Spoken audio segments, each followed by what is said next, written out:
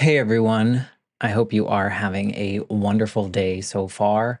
I am just dropping this special little clip into all the episodes. So, no matter what episode you're listening to, this is actually pretty current as of July 2024. I wanted to come on here and just say a big thank you to Earworthy because the Life Shift podcast was just named the best overall podcast of the year in the first Earworthy Independent Podcast Awards.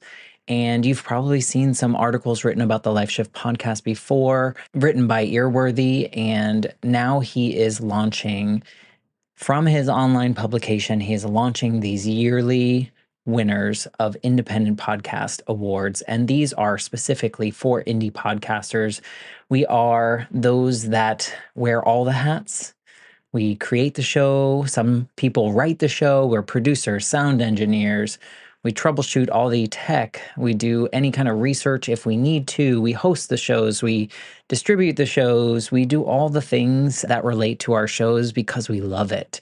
And it's so nice to see my name in a list with some other amazing podcasts like Multispective, which won Best Life Lessons Podcast. Salad with a Side of Fries won Best Health Podcast. Bippity Boppity Business won Best Business Advice Podcast. And there are so many more. And so I just want to come on here and say thank you to Earworthy for not only doing these awards every year and just honoring some of us indie podcasters that sometimes feel like we're just shouting into the void, but we're not. We're just doing what brings us joy, and hopefully through that work it brings other people joy. In my case, for the Life Shift, I hope that each episode finds the ears that needed to hear it the most so that they feel a little less alone in their circumstance.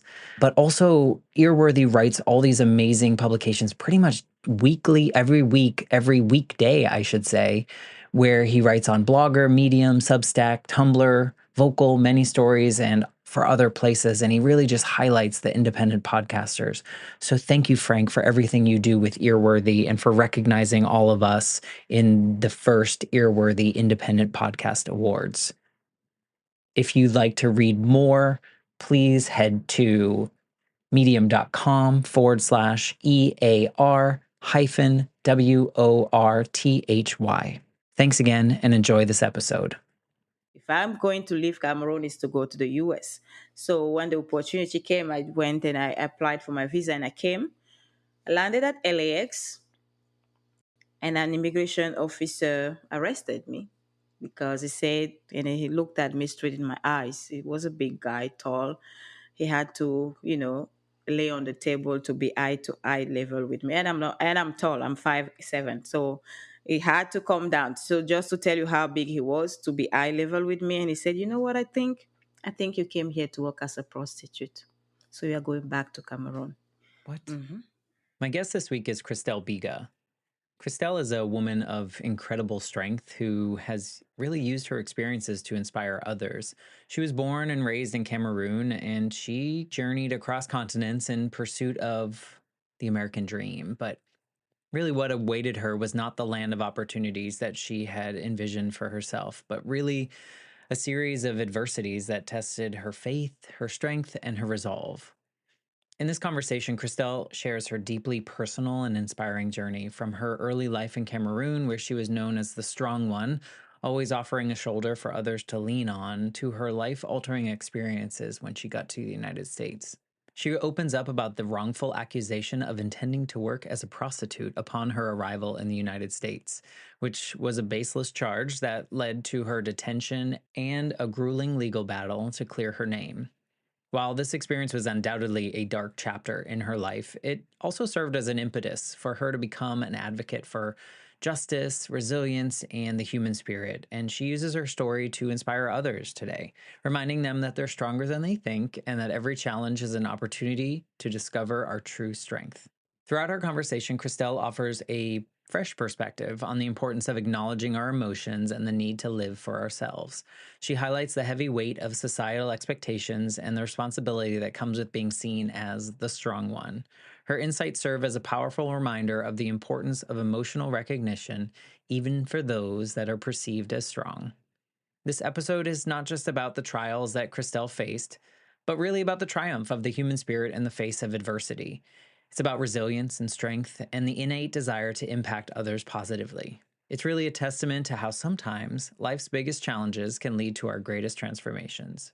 Before I jump into this episode, I'd like to thank my friend Mickey for sponsoring 2 episodes every month on the Patreon. I am so grateful for your support and your cheerleading. And I also want to thank all the other Patreon supporters. If you are interested in supporting the show directly, head to patreon.com/the Life Shift podcast, and you can see all the different tiers and the bonus episodes and the t-shirt giveaway and all the other things that we do over there. So without further ado, here is my conversation with Christelle Biiga. I'm Matt Gilhooly, and this is The Life Shift, candid conversations about the pivotal moments that have changed lives forever.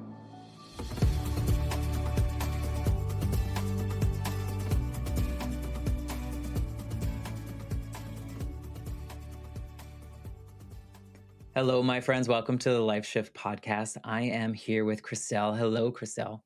Hi, Matt. How are you doing?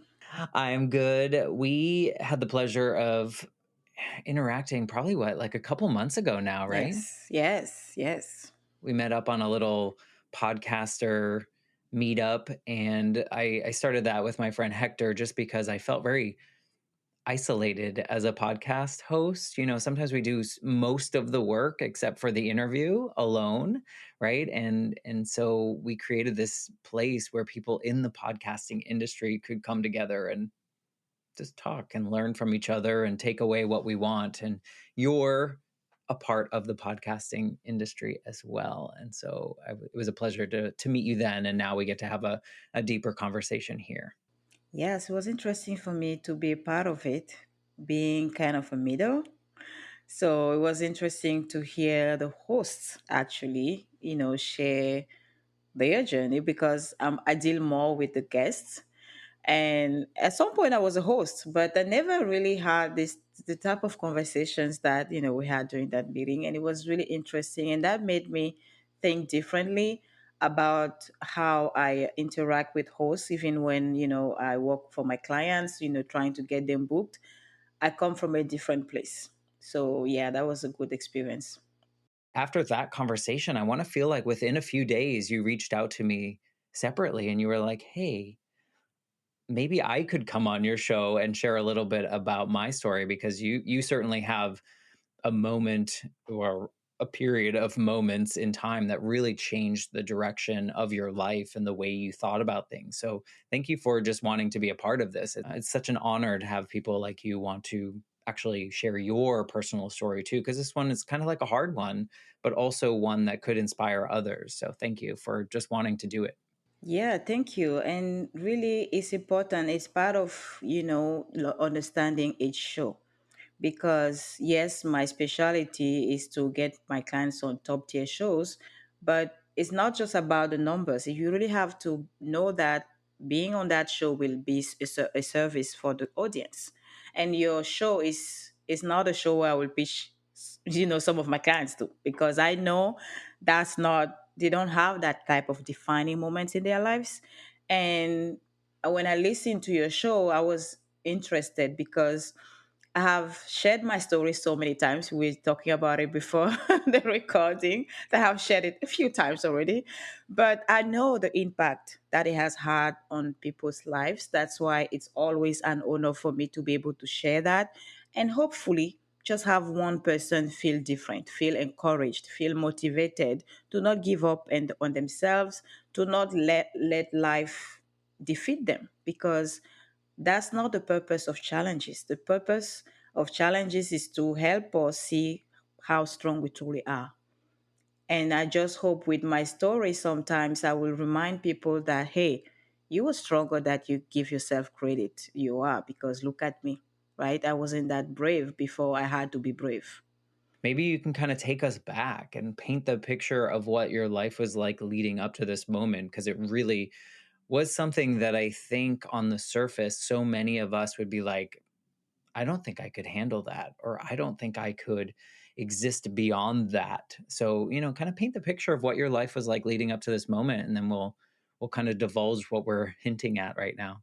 Yes, really, before that moment, I had a big dream. I had a big vision for my life, for humanity, because I was really coming from a place of trying to do something that will help as many people as possible. To be honest, I wasn't sure what that was. So, just for the listeners who don't know the backstory and that can hear my accent, at least my accent, I'm originally from Cameroon, and that's in Africa if you miss your geography lessons. I'm kidding. But yes, I'm originally from Cameroon. So how was my life before? Where growing up in Cameroon was interesting, because sometimes people ask me, what's the difference between Cameroon and LA? I'm like, people. Right, that's the difference. But yeah, so growing up in Cameroon, I remember when I was a little girl, sometimes meet strangers on the street and wonder, is this person happy?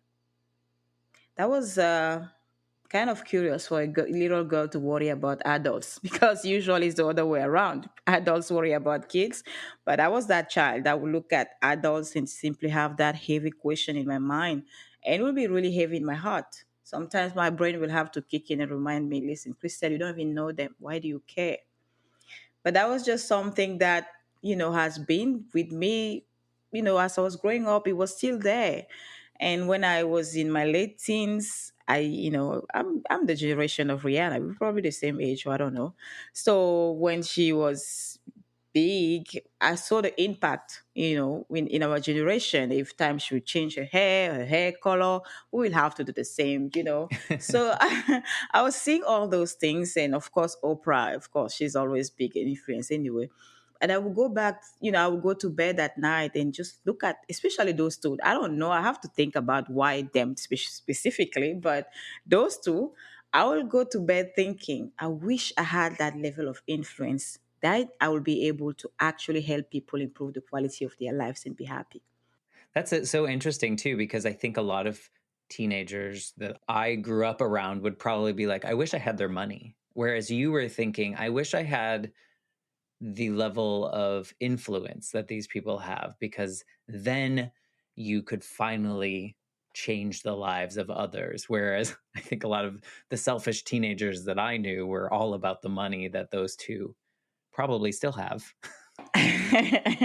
And again, I will not blame them, because they were not that little girl wondering about people being happy, right? We are just on different path in life, and I guess that was part of my path, to just serve people, just make sure people are happy, even though it wasn't really my responsibility, but it was just in my heart. Did that approach did you feel different from other students or other classmates or people that were your age? When they would talk about things, did you feel like, "Oh, well, I don't even care about that stuff. I care more about the human and the human experience." Did that make you feel different than other people?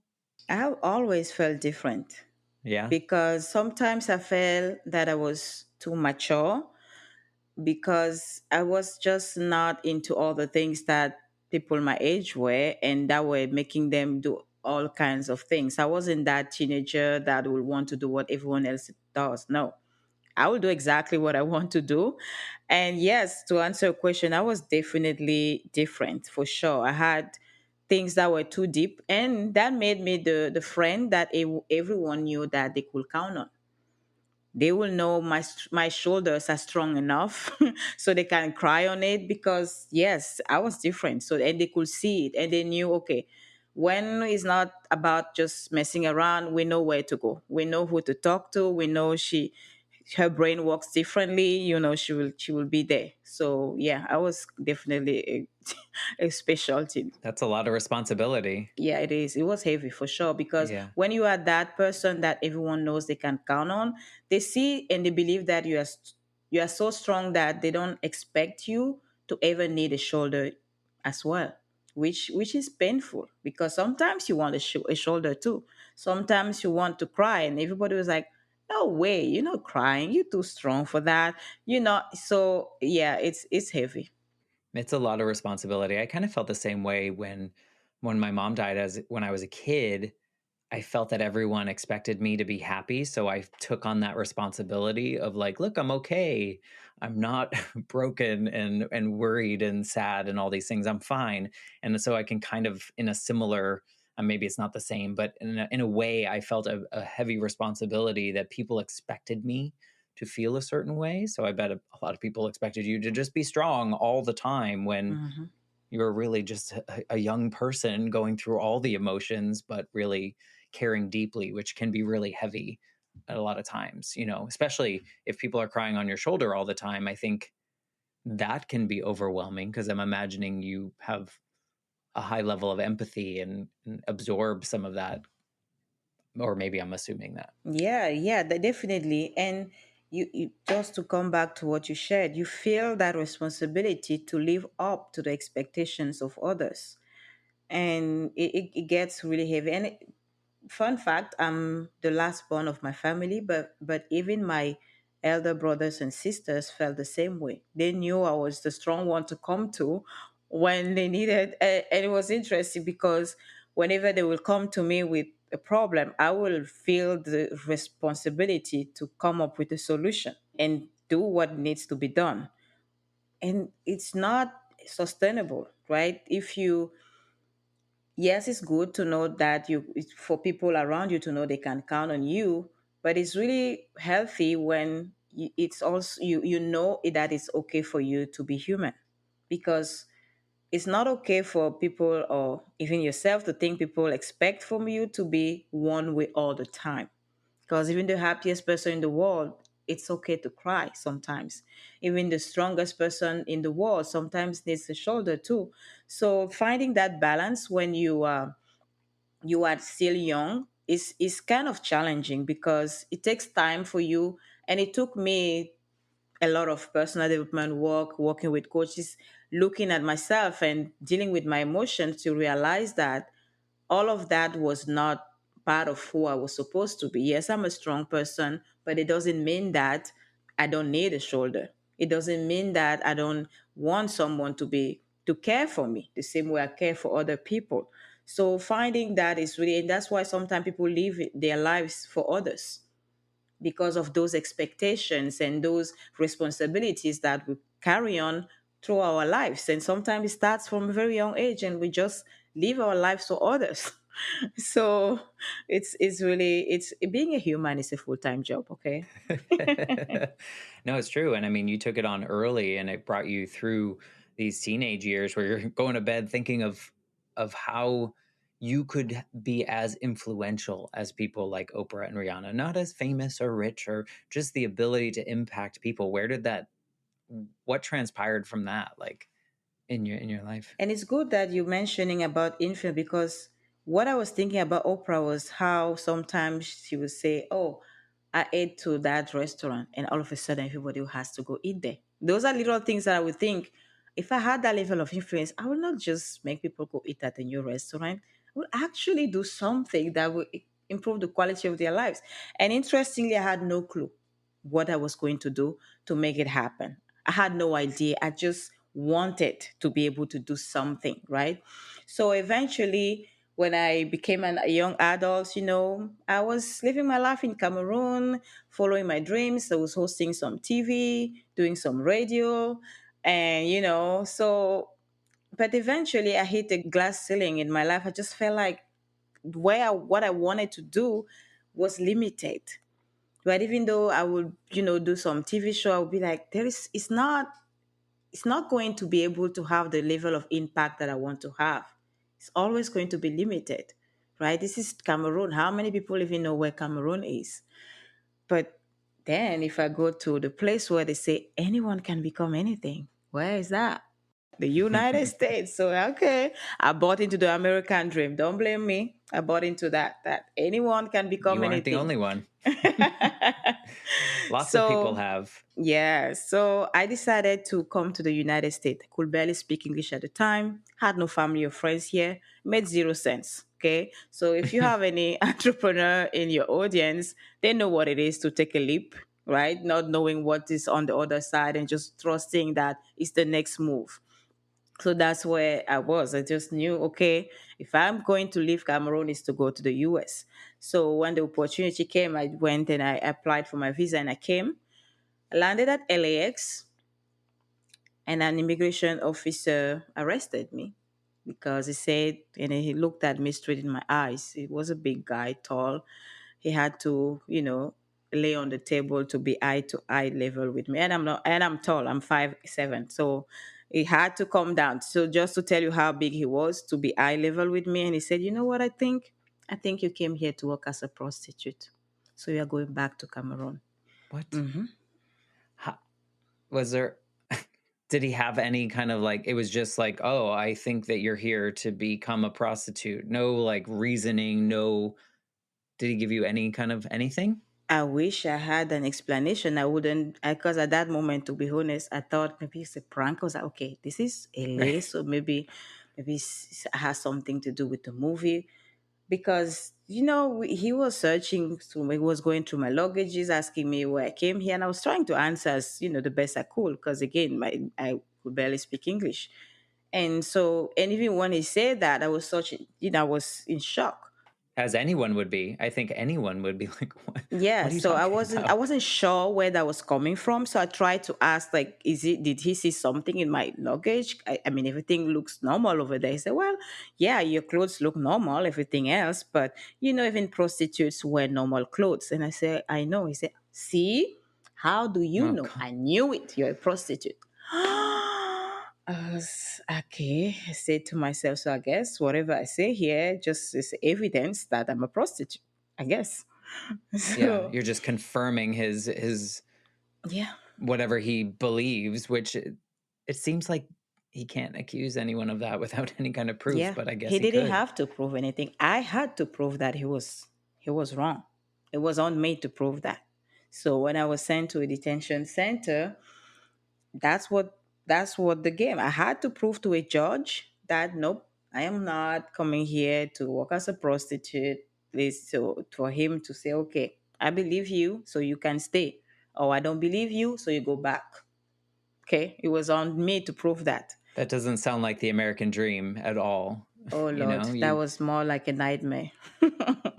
you get off this plane, I'm assuming you're walking through customs and that's where this all goes down. You're giving your paperwork to the person and then they're like, "No, you're a prostitute." Yeah, so when you come in, I'm you trying to have picture to. this. Yeah, I know, because I worked at ALX after that, so that's another Oh gosh, interesting part. Yes. PTSD. So when you come in, when you are not an American, you have to. There are forms that you fill out. So you go first to first immigration officer who reviews the form that you filled out, Okay. and double check the info and ask you a few questions about your stay, and really when I was coming, I knew that that interview was part of the process. So, and I knew that if he doesn't like my answers, he can just say nope, we are not admitted in the country. So I passed that interview. So I did that. That Okay. one was really cool. Actually, it was like even helping me fill out, change the hotel reservation and make sure I got the address right and everything. And he was like, okay, welcome to America. So I was happy. It was so Yeah. okay. Listen, and it was December 31st. I was like, I'm celebrating the new year and everything. I'm taking my selfies. And I'm walking out, trying, go now to pick up my bags to clear customs.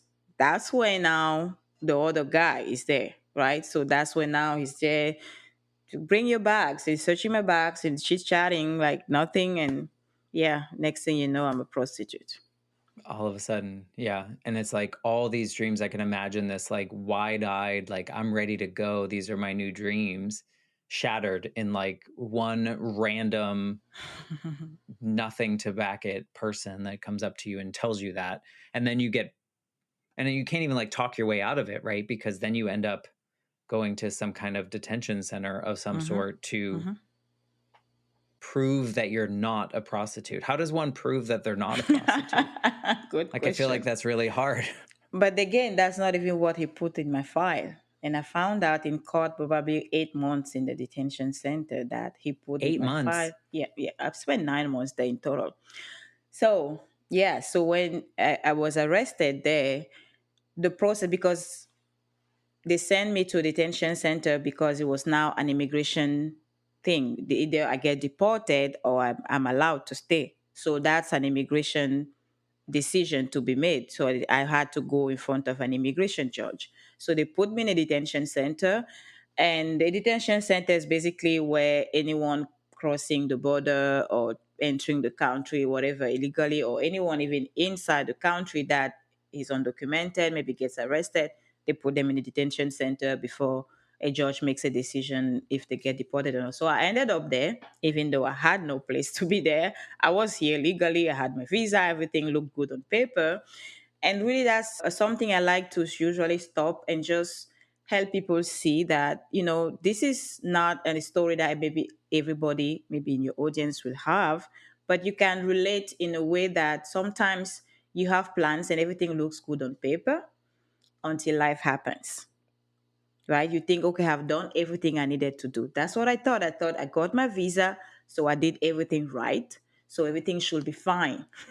How many times we say everything should be fine? I made sure that. That's why sometimes I tell people, don't wait until you have all your ducks in a row, because it doesn't matter.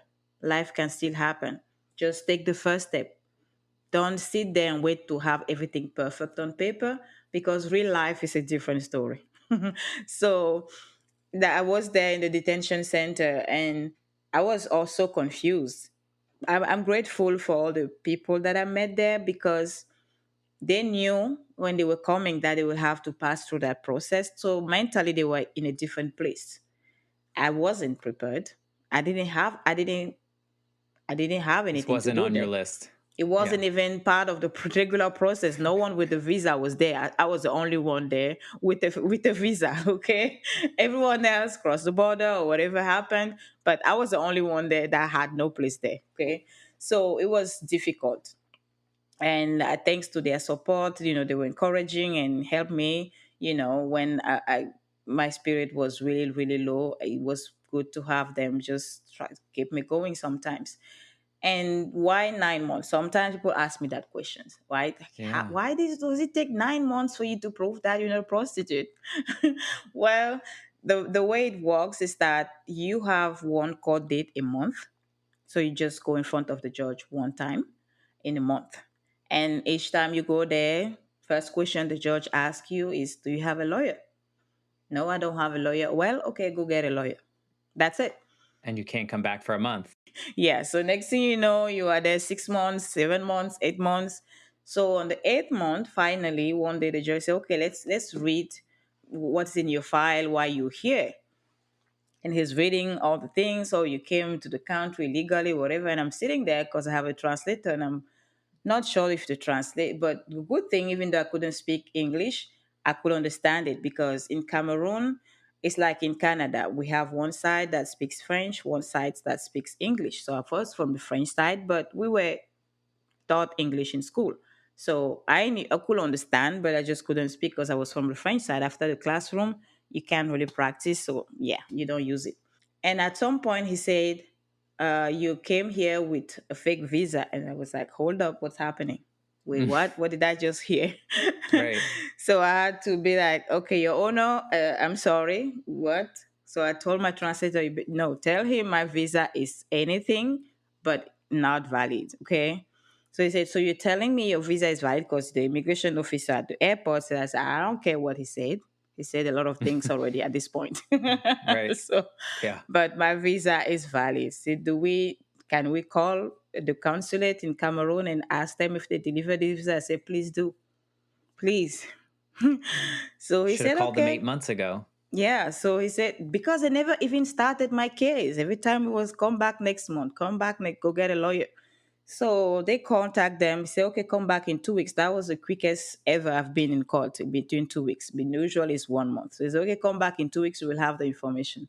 So went back 2 months in, said, "Okay, we verified, you're right, your visa is valid. But now you have been here for 8 months already. It's kind of, we kind of feel bad. So we don't know what you want to do. Maybe, because I mean, I can release you now. You really have nothing to do here. But I just feel bad because you have already spent 9 months here, kind of wasted almost all your visa here.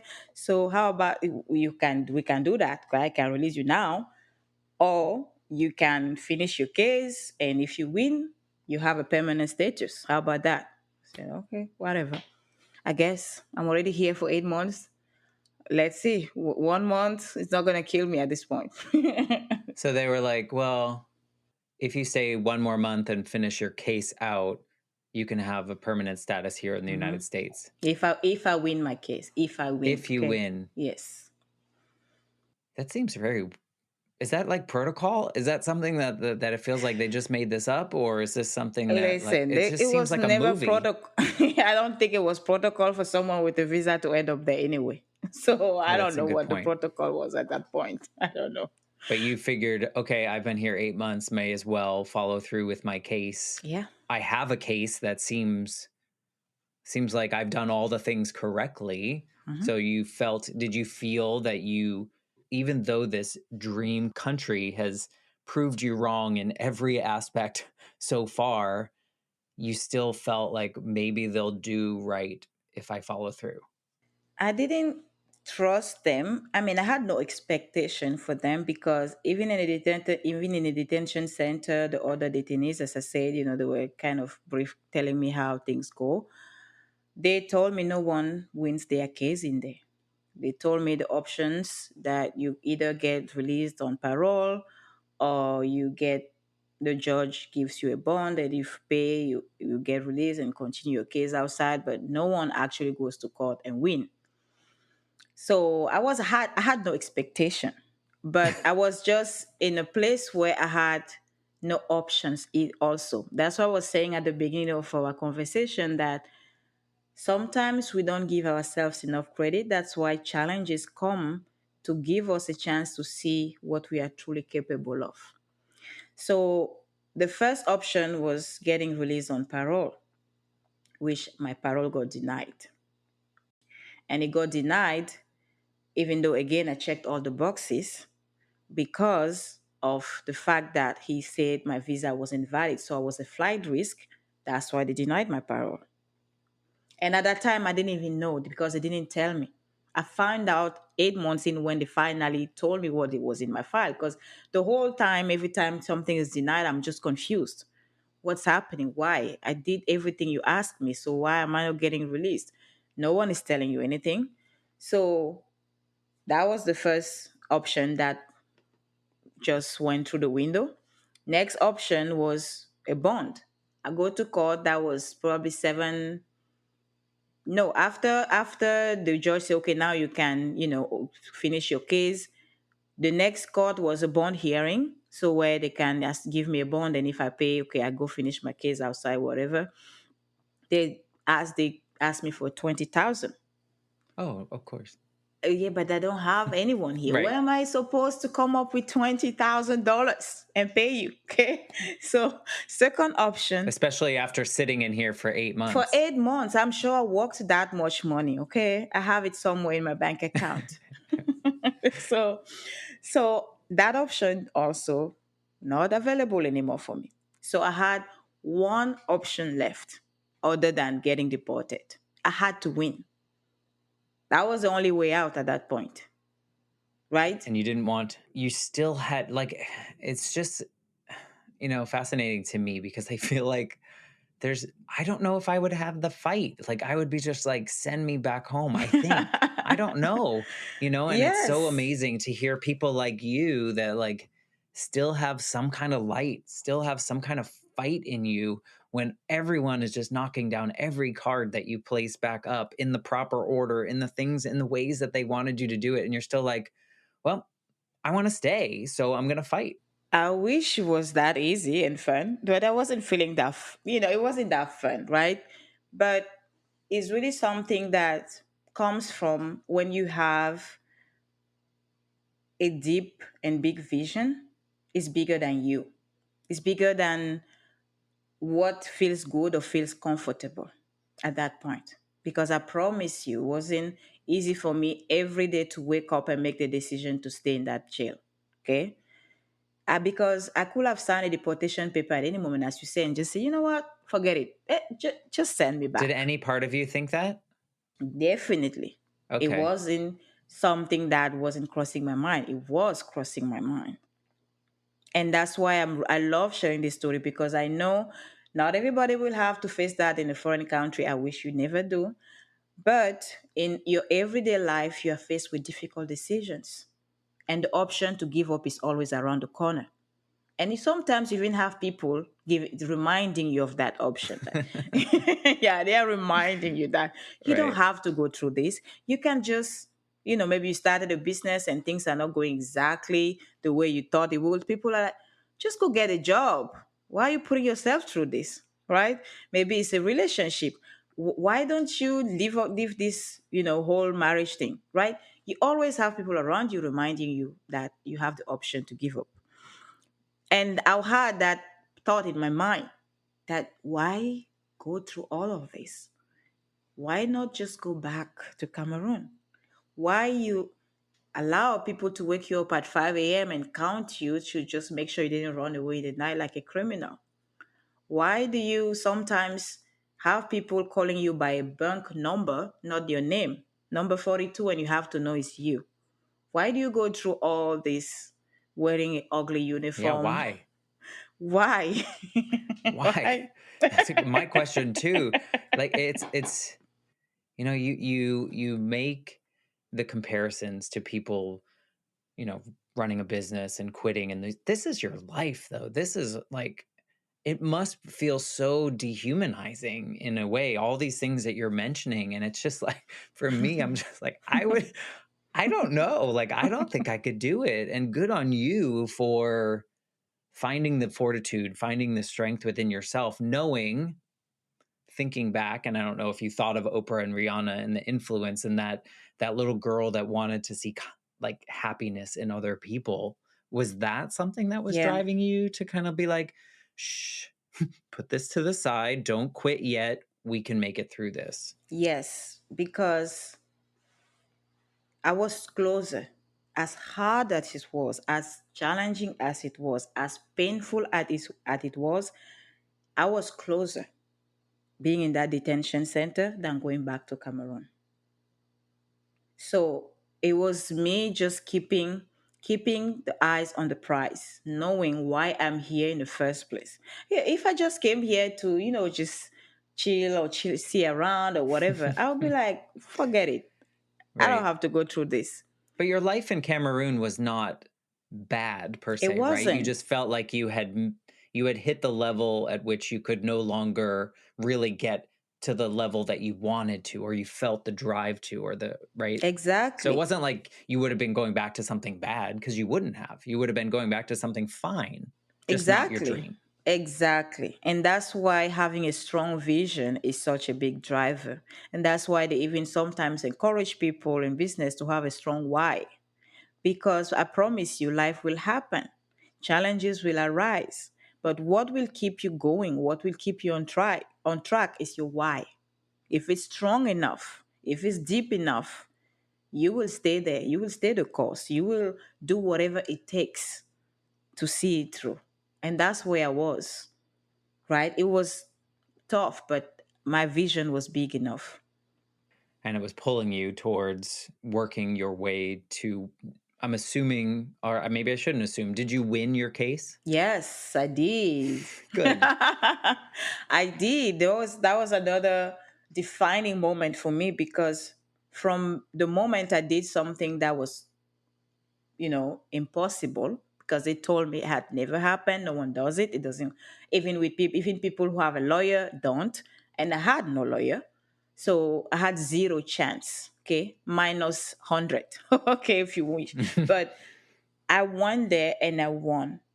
So that turned on something in my brain or turned off something in my brain that now when I hear that something is impossible, it's like you watch me because because and you know what's interesting, when I did, I remember when I came back to court all happy, from court all happy, and say I won.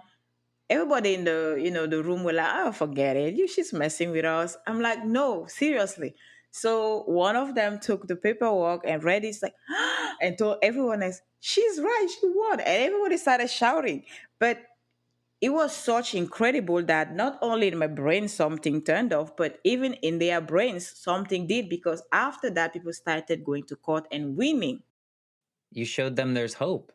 And that's why I was telling you earlier, yes, as many times as I share this story, I can't stop sharing it because I know how many people are sitting Sometimes in places where they don't give it a shot, they don't try because they told them it's impossible, because the numbers prove that, because the research show that, because the stats say this. So they don't even give it a shot because they think there is no point. But hearing this, I hope, is an encouragement for you to give it a shot, because until someone does it, it will always remain called impossible. But maybe you will be the first person, maybe the first person in your industry, maybe the first person in your life or in your family, in your cycle, that will make it possible for you and for others. Yeah, so you winning that case, not only did it give you your one step closer to this dream, but it almost at the same time fulfilled some of your dream because you unlocked possibility for the people that you cared about, that you were stuck in a situation with, that you never should have been part of it. You know, that you gave them this, you lit their hope. You gave them, like, oh, I could possibly do this too. I could be like her and do what she did. So it's like it's in a weird roundabout way, some of your dream of being influential and changing people, you did it. I never thought about it until you're saying it right now. And it's so true, because sometimes when we have a desire or a dream in our heart, I love to think that it doesn't come from us. That's why it's so critical to make sure that the goals you set up in your life or the dreams that you have are really yours. You are not going after them because you saw other people do it. When they are really yours, they are coming from somewhere bigger than yourself. And it's not only for you. Your dreams are not only for you, and they are really for other people as well. And what you're mentioning right now is so powerful, because yes, I had that dream. And even though I didn't know how I was going to make it happen, the universe started showing me how it's done. You do it and you show the way to others. That's one way. And that's why sharing this story, that's what I was telling you. I love doing that, because maybe me sharing my story will empower somebody listening to share their story as well.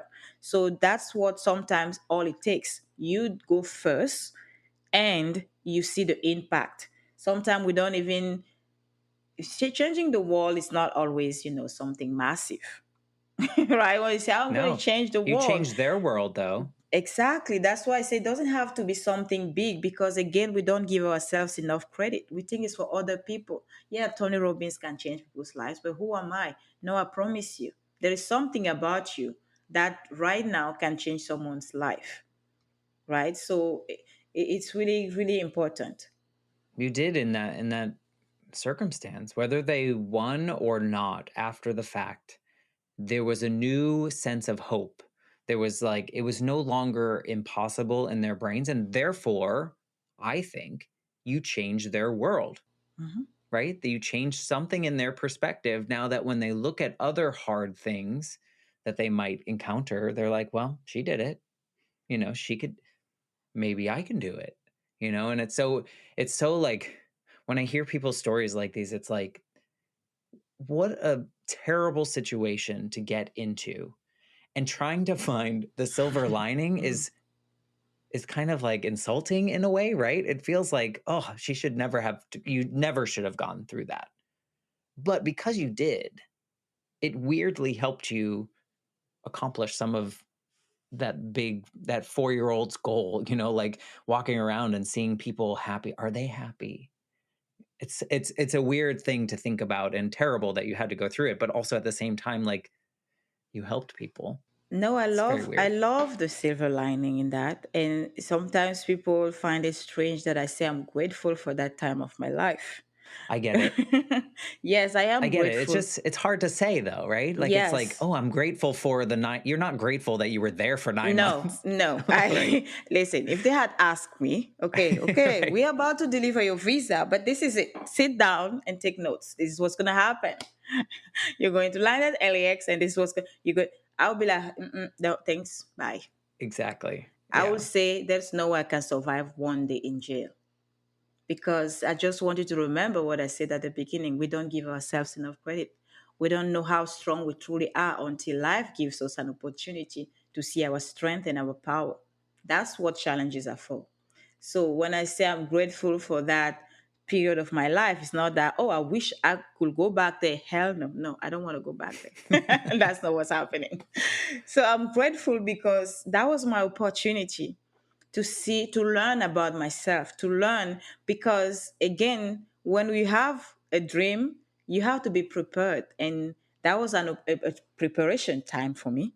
I needed to see what it means to be a leader, because if you say you're going to help other people be happy, that means you're going to be a leader some way, somehow.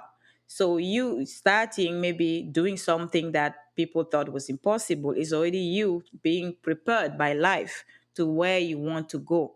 So sometimes the training is not fun. It's not good. But I promise you, if you're listening, I hope you're not going through a tough time. But if you are, I just want you to know that it's not to break you. That's not the goal. The goal is just to for you to really see that you are capable of more than, when in normal conditions you will think there's no way. But when you are put in situations where you have no other options than show up, you will show up. And then after you show up, you will look back and say, huh, look at me. Look what I I did did. it. Yeah. Right? So that's why, yeah, the silver lining is kind of creepy, but I promise you, I'm grateful for that moment, because I told you I learned that impossible, something turns off in my brain like, you watch me. But It's beyond that, possible. yeah, and beyond that, you know, I know that I'm strong enough. If I can handle 9 months in jail, I know I can handle a lot. So that was a period where I learned a lot about myself, for sure.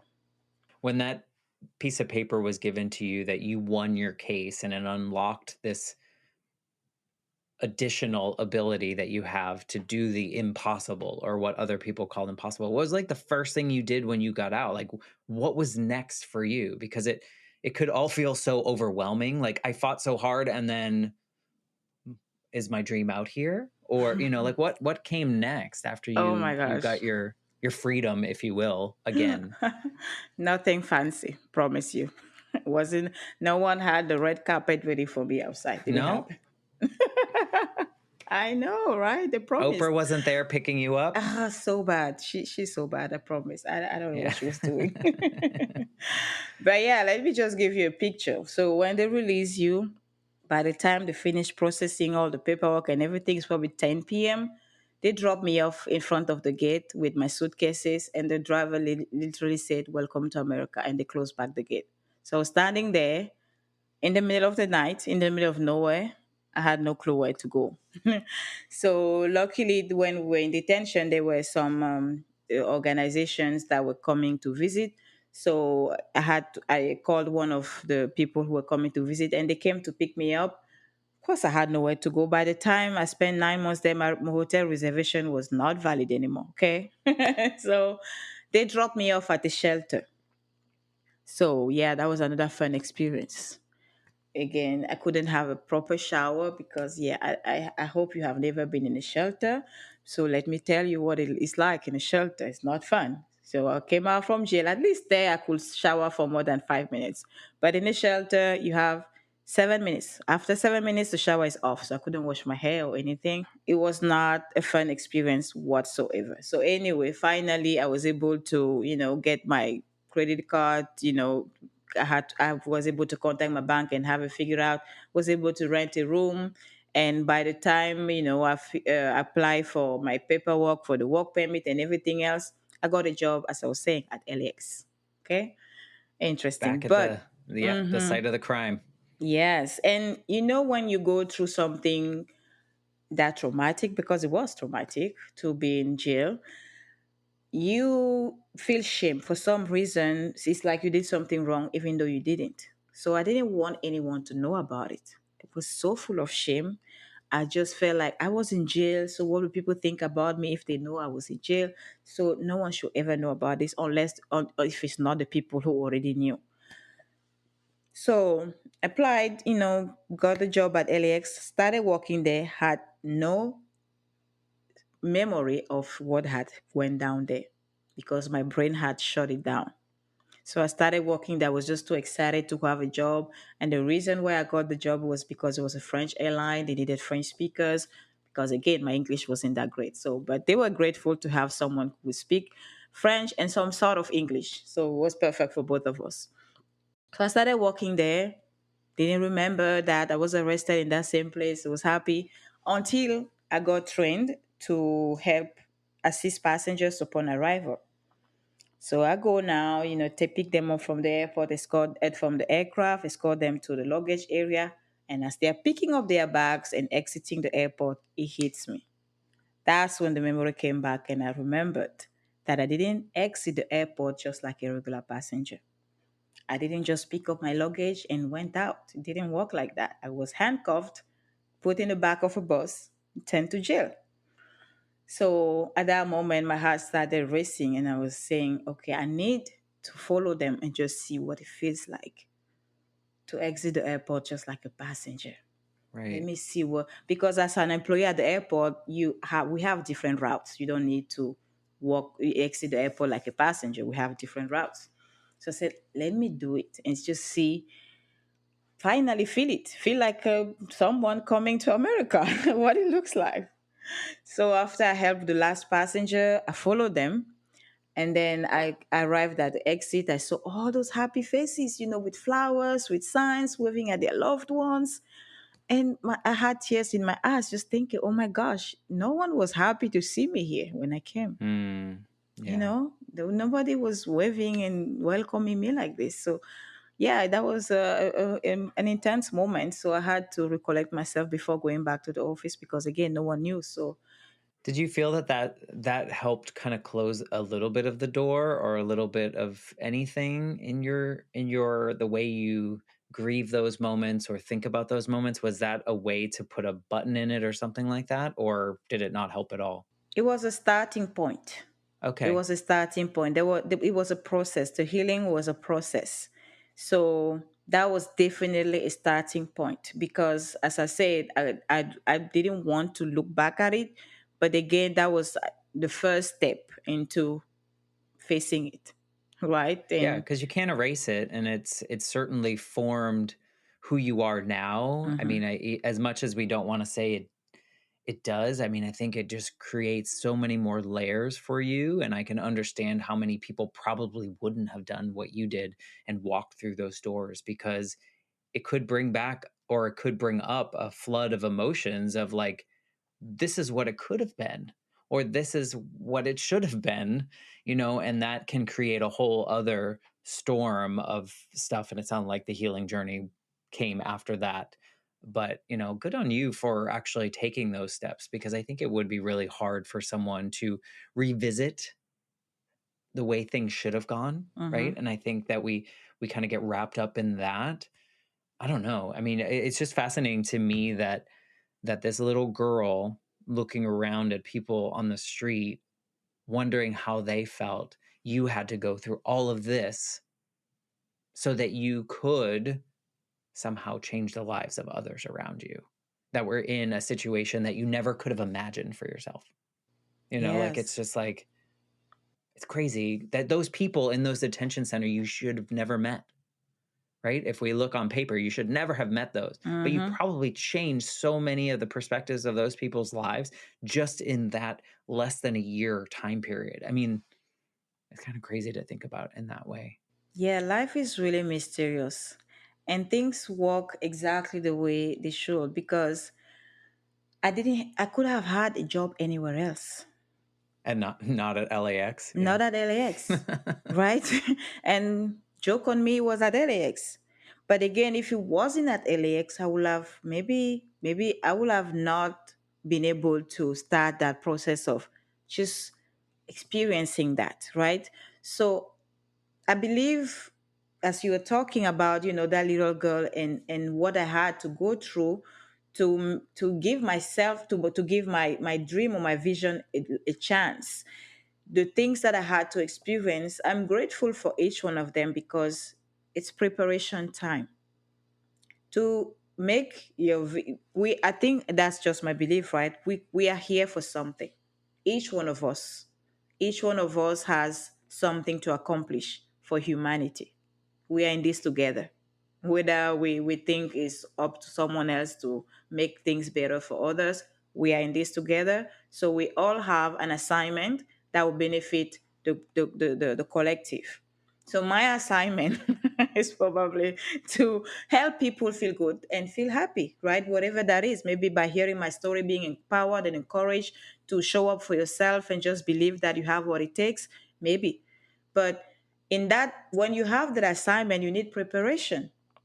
And I needed all those moments. So I have the ability to empathize more with people, and I can understand things differently or can see things in a different way. And I can legit tell someone maybe going through a tough time, I promise you have what it takes, You can do it. Yeah. because I can Because look you've walked back. it. Exactly. So I needed that preparation to be able to help people be happy. Maybe someone might be desperate and hopeless, and I will be able to tell them, coming from a place of lived experience, tell them, I promise you, there is a way out of this. And a fun story. How did I, speaking of closing doors, I told you how I was not interested in talking about this. I didn't want anyone to know. Right. So my job at LX was a great experience, great job. My story of in entrepreneurship is not the story of I hate my job, I hate my boss. I'm kidding. No, it was a great job, great opportunity. Actually, after in less than a year, I became a manager within the company, which was, another never happened before. The HR told me, listen, I've been 20 years, I've never seen that. So meaning it was a great experience. I was really on the path to making a career for myself, to say the least. But again, I knew I wasn't here for that. It's just one of these things where at some point I just felt it's time for me to leave and actually start helping people. And I started with coaching. And when I knew I had to leave, it was again a tough decision because I had no reason to leave. I had a great job. My company loved me. My colleagues loved me. So it made zero sense again to just say, okay, bye, I'm going to start a business. And that was ending of 2019. I made that difficult decision. The HR didn't want to let me go. So she said, you know what? I'm going to give you 3 months leave of absence. Go set up your business and come back. I said, okay, fine. So I go try to get some clients so that I don't have to go back. January 2020, I'm supposed to either go back or not go back forever. So I sent that difficult email to tell HR, thank you for the opportunity, but I'm not coming back. So I have no client at that time. So it makes zero sense. But I just know deep down in my heart that that's the right thing to do. Makes zero sense. My brain is freaking out, okay? It's asking me, what is wrong Your with you? logical brain is freaking Exactly. out, but your heart is like, no, this is the right I way to know go. what I need to do right now. And my brain is reminding me all the things that don't add up. You were here by yourself. What if you can't pay your rent anymore? Listen, because it's not like, oh, I started a business, didn't work out, I went back to my mom's basement. I have no mom's basement here, okay? So my brain is freaking out. Like, what are you doing? You, but just sometimes the universe is there to encourage us that we are on the right path. That same week, I landed my first coaching client. But I decided to promote my coaching business through speaking and getting on podcast. So I'm on podcast, I'm getting interviewed and everything, and I never talk about this story. Okay, when I go on podcast, I share all the things that I have learned about the mind and the minds, because I was taking a program with Bob Proctor. I was doing a lot of things with Mary Morrissey, Tony Robbins. So I had a lot of material to tell people what to do to improve. And one day I'm on a podcast, April or May 2020. If remember anything about that period, okay, you know we are getting our feet wet with the pandemic. People are already freaking out with their jobs. These companies are struggling. Everybody's afraid. People are sick. People are dying. It's a difficult time for everybody. So everybody is scared and anxious. What's happening? What's going to happen? And I'm on that podcast having a conversation with the host, just like I'm having one with you right now. And I found myself telling that story. I was the first surprised it was happening. Right. I was the No, it's first. important. Yeah, I was the first person to wonder what's happening. But I was already telling the story. I couldn't stop in the middle of the interview. So I told the story. And that was another defining moment. For one, because I realized that I was ready to share the story. And There's also, power. yes, and also that it was the time, the perfect time to share that story because people were scared. And my story was a perfect reminder that yes, this sucks. Yes, this is, nobody saw this coming, just like I didn't see me getting in jail with a visa. I didn't see all of that, but I figured it out. So you have what it takes, you can figure it out. We will all figure this out.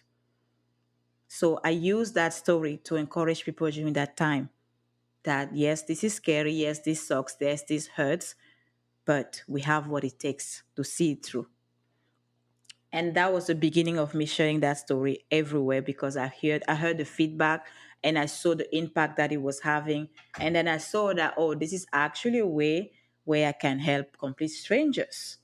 Yes, I was going on podcasts to try to get clients for my business, but even the people who were not becoming clients, I could still impact them some way, somehow. And that's why I love podcasts so much because you never know who is going to listen and when they were going to listen. Maybe they will listen at the perfect time where they need to hear it.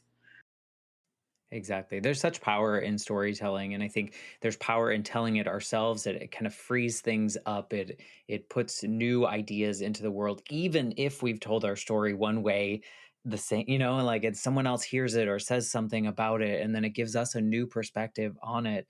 But I bet too, for business, for an entrepreneur, telling your story helps people connect with you more. They connect with the human, they understand your challenges. Now you're not just a coach giving the 5 tips to do X, Y, and Z. No, now you're sharing your lived experience. These are the things, and here's how these things relate. So I can see there's just such value in it. I'm glad that you share your story because I've seen the impact of people sharing their stories and like you said, someone's just listening at the right time, right place in their life where that makes an impact. So thank you for that. I mean, I think thank you for sharing it here and for just like proving that I would probably not make it through, even though you've told me that we are all strong enough to do it. I just feel like, and it's the same thing. I think we all kind of think that way until we're challenged and then we make it through. And so I'm just so grateful that you wanted to share this story. I kind of like to wrap these up with a question, and I'm kind of like, who do I ask? So if you could go back to the version of you that was being stopped right there with your luggage in immigration, knowing what you know now and knowing the experience now, is there anything that you would say to that version of you about the next 9 months? I will remind her what a complete stranger told me that day. So when the guy had made a decision that I'm a prostitute, I need to go back to Cameroon, he called 2 female officers to perform the body search on me, removed my shoelaces from my tennis shoes, and sat me on a bench waiting to be processed. As I was sitting there, desperate, completely lost and confused, wondering what was happening, another immigration officer was passing by and he stopped.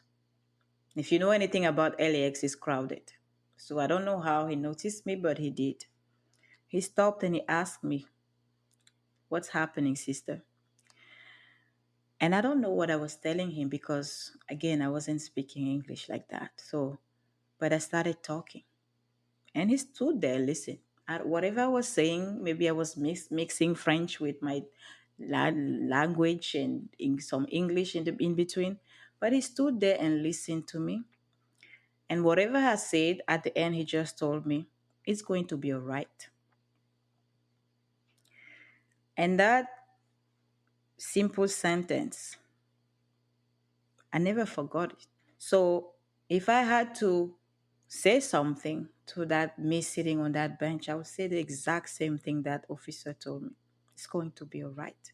And I want to say the same thing to whoever is listening to this show, which, by the way, I want to take a moment to appreciate you for allowing these stories to be shared because beyond, as you were talking about, beyond expertise, we are humans.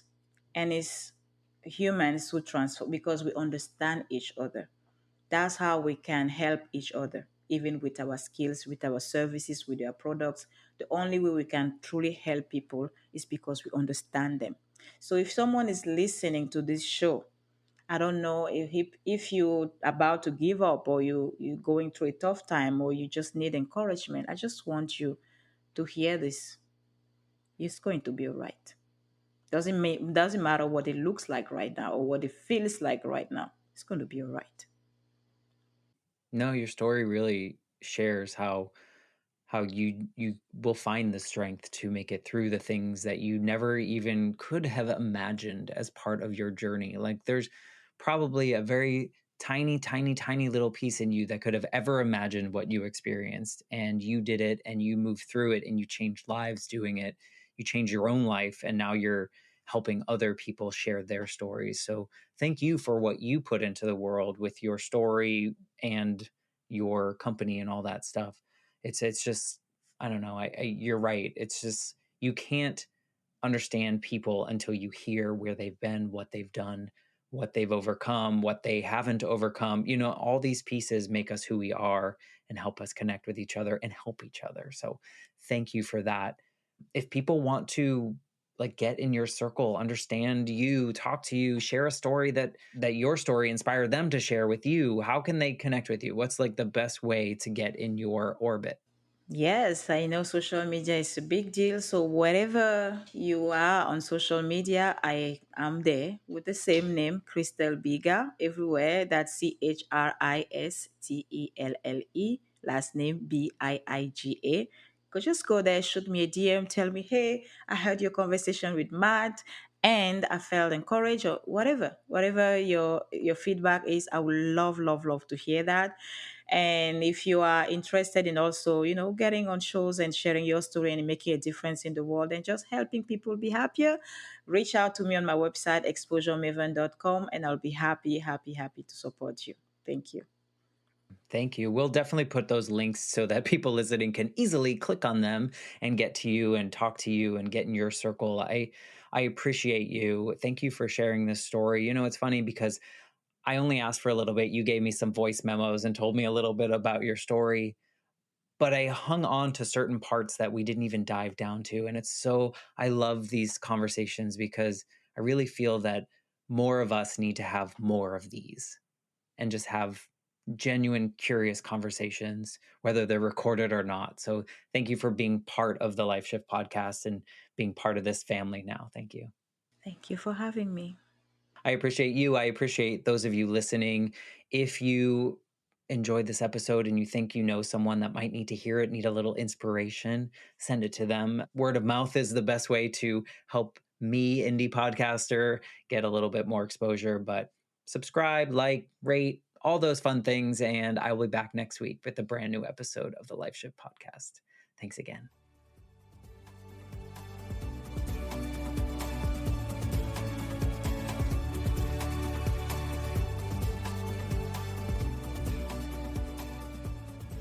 For more information, please visit www.thelifeshiftpodcast.com.